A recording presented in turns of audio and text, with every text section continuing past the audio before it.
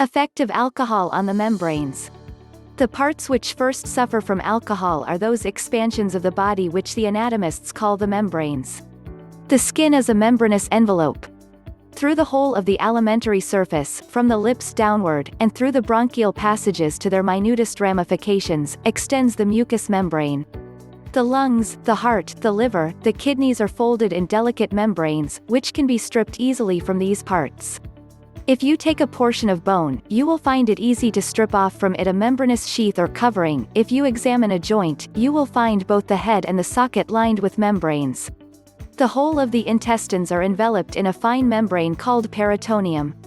All the muscles are enveloped in membranes, and the fasciculi, or bundles and fibers of muscles, have their membranous sheathing. The brain and spinal cord are enveloped in 3 membranes, one nearest to themselves, a pure vascular structure, a network of blood vessels, another, a thin serous structure, a third, a strong fibrous structure.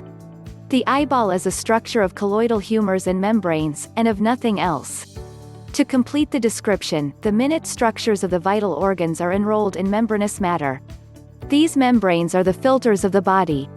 In their absence there could be no building of structure, no solidification of tissue, nor organic mechanism. Passive themselves, they, nevertheless, separate all structures into their respective positions and adaptations.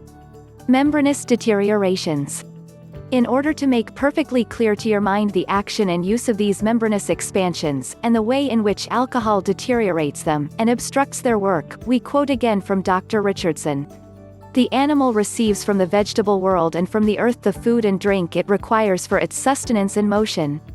It receives colloidal food for its muscles, combustible food for its motion, water for the solution of its various parts, salt for constructive and other physical purposes. These have all to be arranged in the body, and they are arranged by means of the membranous envelopes. Through these membranes nothing can pass that is not, for the time, in a state of aqueous solution, like water or soluble salts. Water passes freely through them, salts pass freely through them, but the constructive matter of the active parts that is colloidal does not pass, it is retained in them until it is chemically decomposed into the soluble type of matter.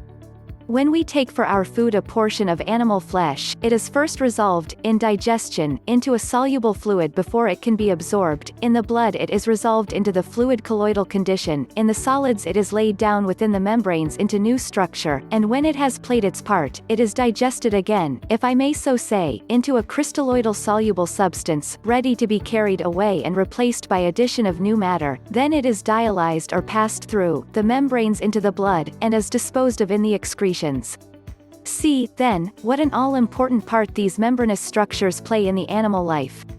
Upon their integrity all the silent work of the building up of the body depends.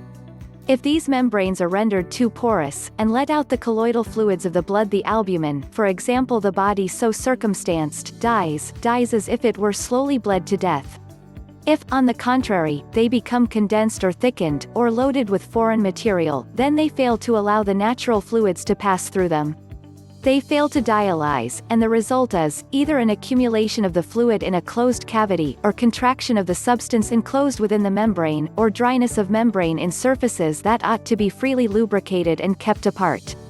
In old age we see the effects of modification of membrane naturally induced. We see the fixed joint, the shrunken and feeble muscle, the dimmed eye, the deaf ear, the enfeebled nervous function. It may possibly seem, at first sight, that I am leading immediately away from the subject of the secondary action of alcohol. It is not so. I am leading directly to it. Upon all these membranous structures alcohol exerts a direct perversion of action. It produces in them a thickening, a shrinking and an inactivity that reduces their functional power. That they may work rapidly and equally, they require to be at all times charged with water to saturation. If, into contact with them, any agent is brought that deprives them of water, then as their work interfered with, they cease to separate the saline constituents properly, and, if the evil that is thus started, be allowed to continue, they contract upon their contained matter in whatever organ it may be situated, and condense it. In brief, under the prolonged influence of alcohol those changes which take place from it in the blood corpuscles, extend to the other organic parts, involving them in structural deteriorations, which are always dangerous, and are often ultimately fatal.